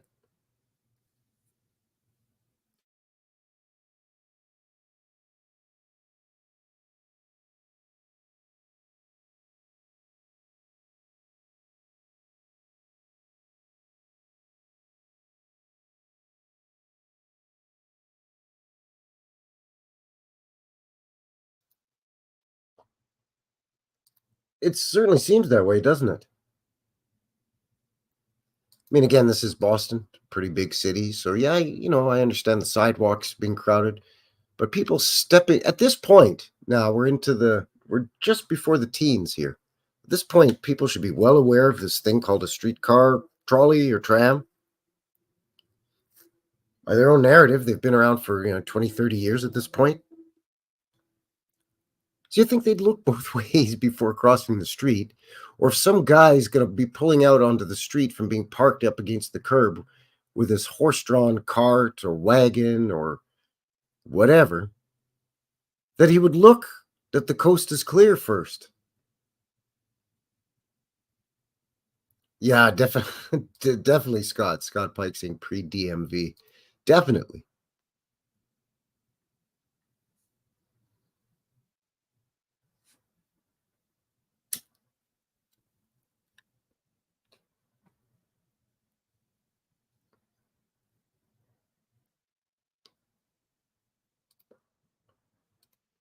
Yeah, basically, you're right.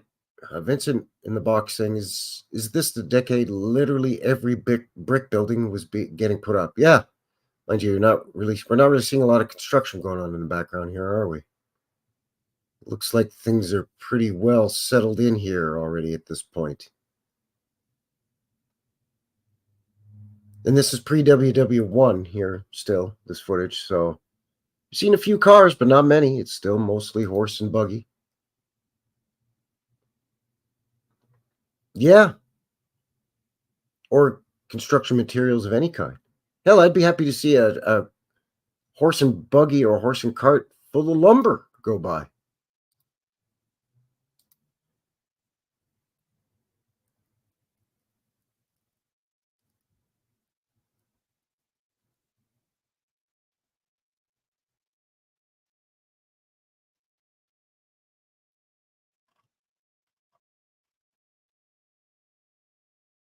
All right, we've almost caught up to where I screwed up earlier here. Getting ready to feast our eyes on that big brick building with the huge arches. As soon as this hick gets his horse and cart out of the way of the modern electric trolley here now.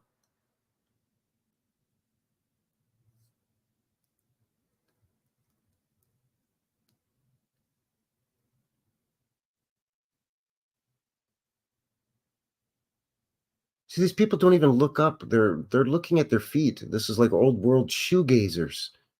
They're looking at their feet as they're crossing what is essentially 4 or 5 lanes of traffic, right? A couple in each direction. It's kind of mayhem, so it's kind of like 2.5 lanes on each side. Look at this guy just walking, hands in his pockets. Doot, doot, doot, doot. At least that guy's running.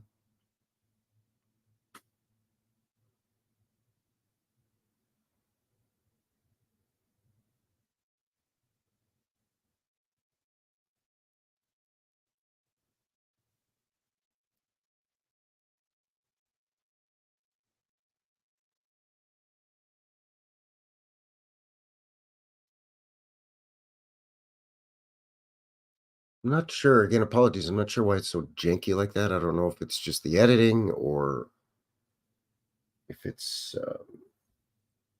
this is some kind of AI enhanced video. We see that all the time. Look at this place here with the stones. Those big arches. Wow.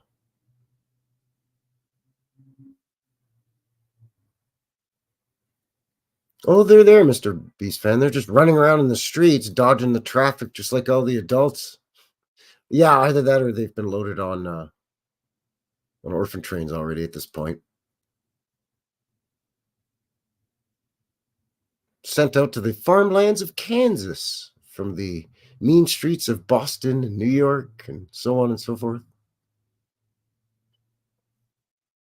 Same here in Canada land, scooped up from supposedly from the streets of Toronto and shipped out to Saskatchewan farms and so on.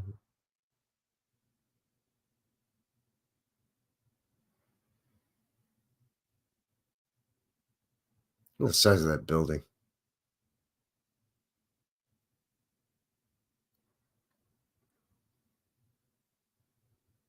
So the people that don't know how to look both ways before crossing the streets, they don't get hit by a trolley, are building buildings like that.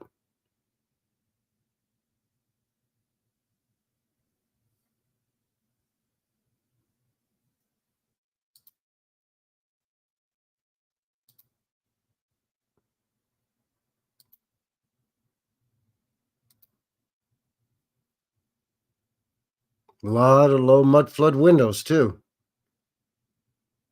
Of course, I'm not surprised. Boston.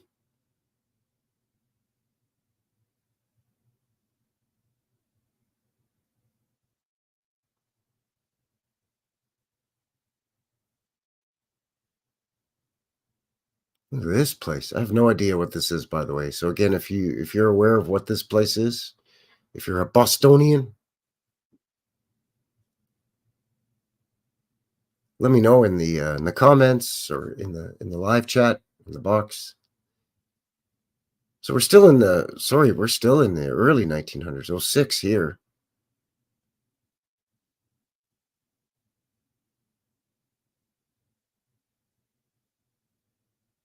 But at this time, Boston's already got the streetcar, the subway, and the L. Oh, look, ye olde ladderly.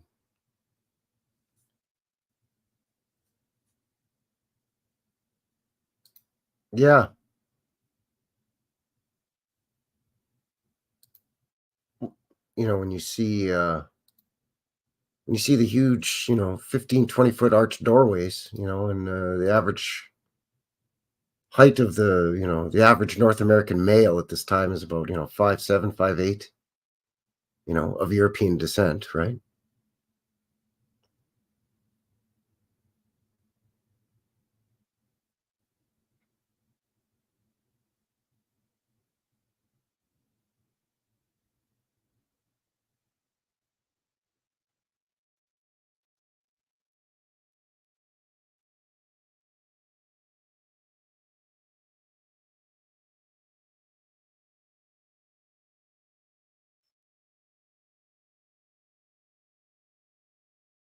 Very, very impressive infrastructure here.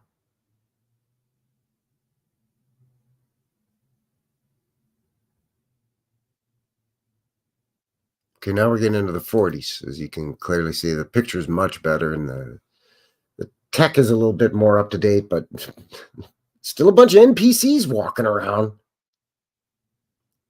At this point, you're almost 100 years in now of having, some kind of public mass transit system, horse-drawn trolleys to where we are here now in the 40s. And you're still just walking out in front of them without looking, I guess. What's going on here? Jabaru Joe says, was it in Boston where they had the massive molasses flood? Cousin Vinny replying, yep. Molasses flood. Yeah, the Boston Tea Party wasn't famous enough. They got to have a molasses flood. That sounds vaguely familiar. You might have to refresh a guy's memory on that one because I'm not entirely sure what. I mean, I guess it is what it sounds like, but it can't be, can it? What happened? A molasses factory had some kind of industrial accident, like kind of sugar refinery molasses plant. I don't know. Clue a guy in because I have no idea. It sounds crazy and interesting. Anyway, now we're in the 40s here. Let's see what these clowns are doing.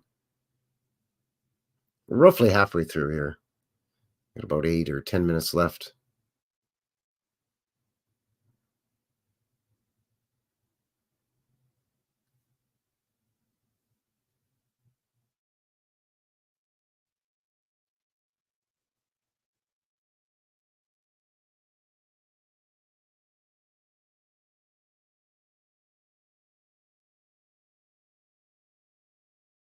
The only thing that people seem to be used to at this point are the cameras. In older film footage, from the 1890s and the 1908, 06, what have you, people they're aware the camera's there. They might kind of mug for the camera a little bit or stand in front of it and stare at it for a second. The cameraman's got to kind of motion them to get out of the frame. Get out of the shot, kid, or whatever, right? But here at this point, people are almost used to, even though it's a video camera, it might still be somewhat of a novelty. They seem to be a little less engaged with the film crew at this point. Yeah, no one's smiling and they're all playing pocket pool. uh, a big tank of molasses ruptured. Really? Giant vat went kaput. Storage silo failed. Scott says, now I'm hungry. That's nuts. Okay, that's kind of what I thought. I think maybe I remember hearing something about that and just kind of dismissing it because, you just call shenanigans, right? Molasses flood of whatever year that was. The Great Molasses Flood. I guess there's a little bit of people looking back at the camera.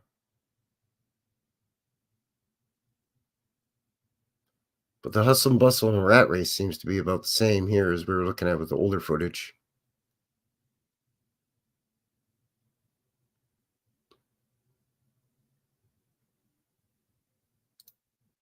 Molasses storage tank burst in 1919 in Boston.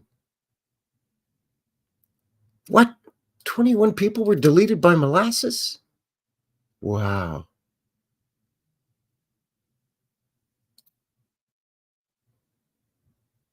Yeah, it was like a slow motion sort of a thing. Yeesh. It's kind of like, look out, that steamroller's going to run me over in about 47 minutes from now. Like, you can't outrun a molasses flood. Isn't that a saying, like slow as molasses?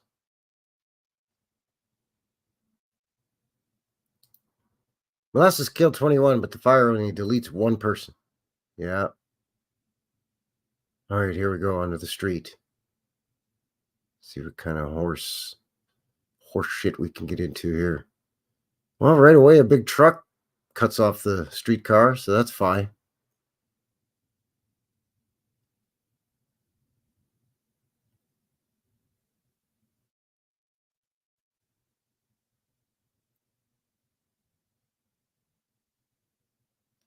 Noticing some of this footage that between the tracks, in some spots anyways, it looks like the blacktop pavement, the asphalt is crumbled away, and underneath you could still see what were brick or cobblestone streets. I think earlier somebody in the chat said cobblestone for Boston. So they just paved right over the old cobblestone streets in some sections, I guess.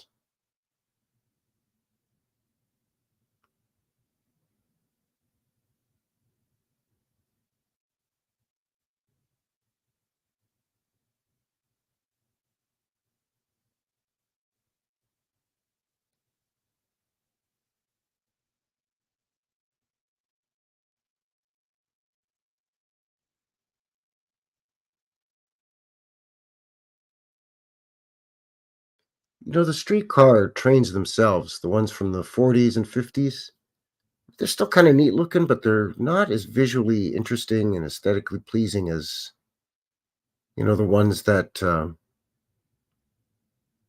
from quite early on, whether they were closed or open car concept.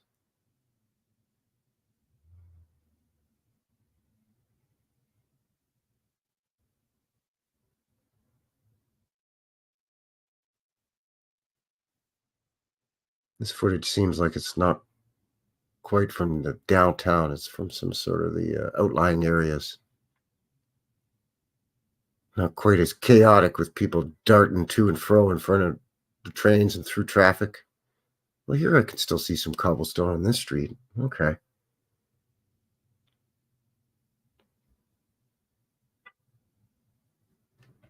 Oh yeah, you would have to consult a physician afterwards. Let's just say that.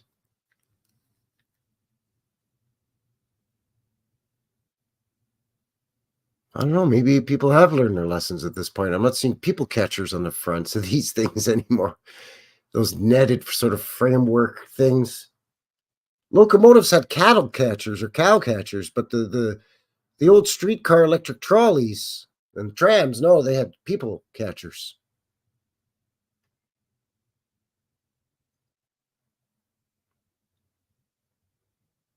Still not sure who has the right of way here because in these intersections, I'm not seeing any traffic lights. I guess the tram just automatically has the right of way. Look at these hooligans jaywalking. Go cross on the corner. You're gonna get hit by a car.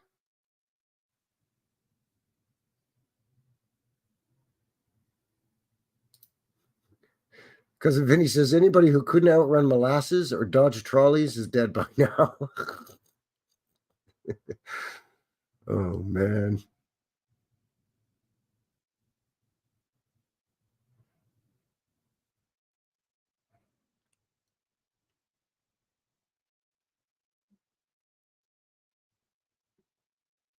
Whoa, look out. Jeez, that Buick almost got schmucked. You see that?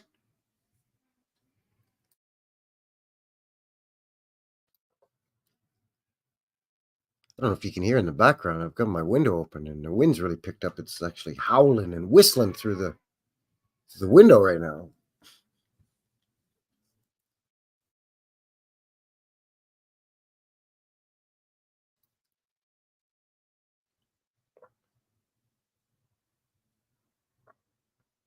Really?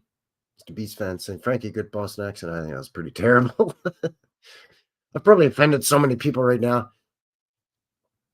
Hey, we don't talk like that down here, guy.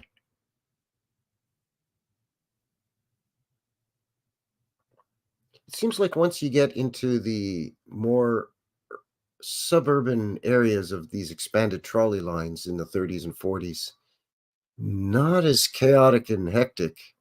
You know, obviously so, less traffic, less pedestrians running around, less busy, less, not as many people too much in a hurry and too busy, you know, to bother looking, and they just run right across in front of the darn thing.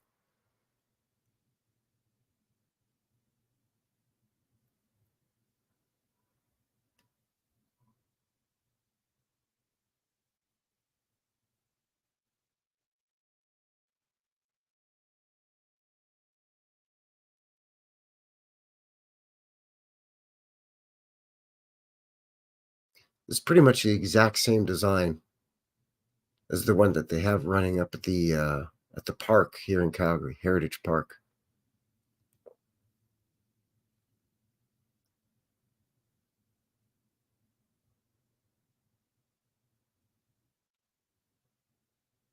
Looks like Boston has had it at some point a lot of cobblestone streets. I didn't realize. It's like Quebec City or old Montreal in that place, man.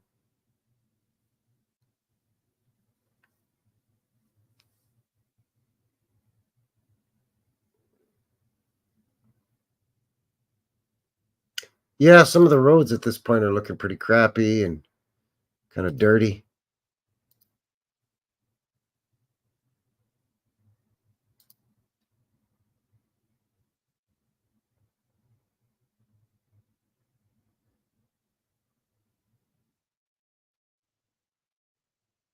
You know, just looking at how smoothly and efficiently these things, especially when they still had the right of way going through intersections. I mean, it baffles a guy as to why they got rid of these things and phased them out. I mean, I understand why they did it, right? One of you was talking about it earlier in the chat. You know, it's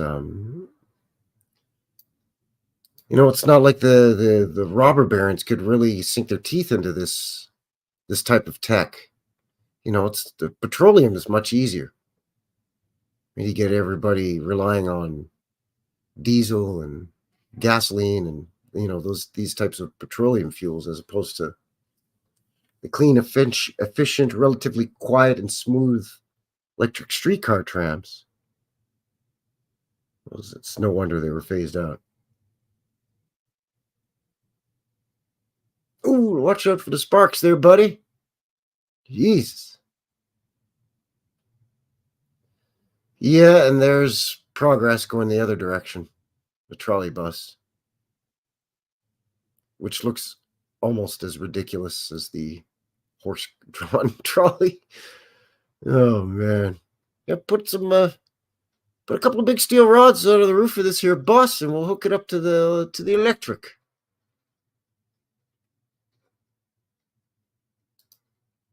So there you go, a little bit of the Bostonian pedestrian Oblivion.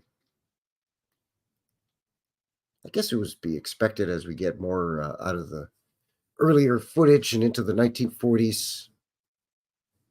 At this point, people have maybe to some extent realized, hey, I gotta watch out for these trains as they're whipping by. But in the earlier footage, man, oh man, people darting and jumping out in front of them in all directions. It's like mayhem. It's like a circus out there, man. Ooh, it's starting to rain and the wind's picking up again. Oh, great. How much you want to bet a guy's interwebs is going to start to go wonky? Oh, well, it's going to be that time. We're coming up on the 2-hour mark, and it's creeping up on 7 p.m. local time here. So I think I'm getting ready to wind this thing down anyways. But before I do that, while we're on the Boston thing here, let's check in on our buddy from over in the Boston area. We go through some of these funny signs, please? Whoa, whoa, whoa, no diving. It's only 5 feet deep. We got a guest house for rent. I give you the street, you just gotta show up and guess what house it is. Hi, I'm calling about the rental property you guys have online. Yes, I just want to let you know it's a guest house. Yeah, I'm ready to put an order in. I'm a little torn between the Samsa and the sausage and the father-in-law. What does that come with for sides? Vote for C. Scott Crow for state senate. And I am single if anyone wants to see me grow. Oh, what the hell is wrong with me, dude? Sorry, speaker does not work. Please come on the window. I can think of easier ways to get your attention, all right? Yeah, I'm sorry. Say that one more time. Yeah, it's in the back. It's a guest house. Hey, hi, yeah. Do you work here? Real quick, could you help me? Do you guys have these bone-in? The donuts bone-in? We can't not sell hamburger on this moment. It's Boneless donuts, everybody. Boneless donuts. Really? house. Hey, hi, yeah. Do you work here? Real quick, could you help me? Do you guys have these bone-in? The donuts bone-in? We can't not sell hamburger on this moment. It's Fix the Girl. I am sorry, it's close. We got a grill in the guest house. All right, if your last name's Gator, what's the one first name you don't give to your daughter? How about Allie? Alligator? Must have been torture for her in school. Whoa, whoa, sir, I'm gonna need you to take a step back. Take a step back, right? Only 15 people allowed in the meet at a time. There you go. There's our buddy from Boston. Oh, man, that guy cracks me up. That guy cracks me up. Yeah. Yeah, me too. Kathy, I think he's hilarious. Absolutely hilarious. Especially when he starts to get a bit of a quiver in his voice there. Starts to quiver a bit. It's hilarious. Absolutely hilarious. Anyway, what's coming up here for the channel? Well, as mentioned, Friday, October the 4th, Boots on the Ground videos, about an hour long. Gonna fire it out there as a premiere. And what would be, let's say 8 a.m. local time, my time, mountain time. I'm going to shoot it up as a premiere so I can watch it with you and we can commiserate a bit in the chat, in the box. And again, as a reminder, that's the trip that cousin Vinny and I recently took down to a little bit further southern Alberta, town of Nanton. Cute little town with a lot of very questionable things going on. We talked a bit about it in the previous live stream with the not so great Alberta train robbery, where everybody just basically held the train because they wanted the coal because it was winter and the railroad company kept promising them coal, but the train never stopped with the coal. So when it did stop and they said, no, this coal ain't for you, the townspeople said, I don't think so there, ain't buddy.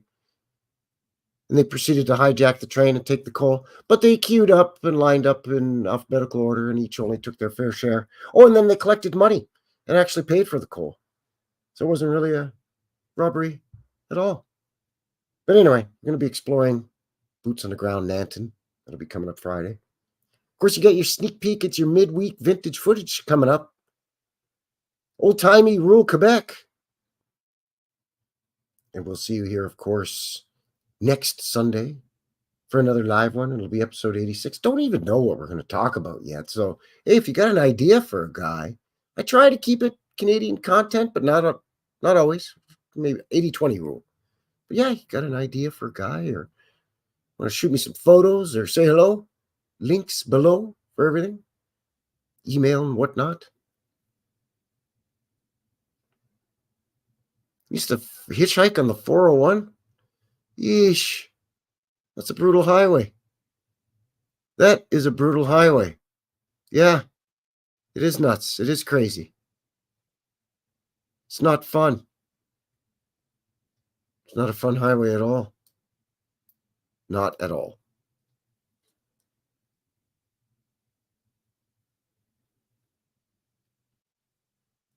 So there you go, and there it is. I think that is going to seal the deal here tonight for Frankie. New West Reset and New West Reset Live, episode 85. Bostonian, Pedestrian, Oblivion.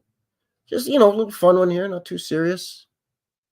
You can't constantly take on these big, daunting topics and subject matter without having a little bit of fun once in a while. It's like cleansing your palate between courses and a fancy highfalutin meal over there. So yes, thank you very much, everybody, once again for shooting in. Thanks again to all of you after the fact for watching. Thanks to everybody over on the Bumbles as well as the HooTubes. Thanks for winding down your weekend. You're winding down your Sunday here with yours truly. So there you go. Until the next one, take care out there and have yourselves a good one. All right, everybody. Thank you. Cheers. I'm going to go eat some chicken now. Bye. It's a mystery. It's a mystery wrapped in a riddle inside an enigma.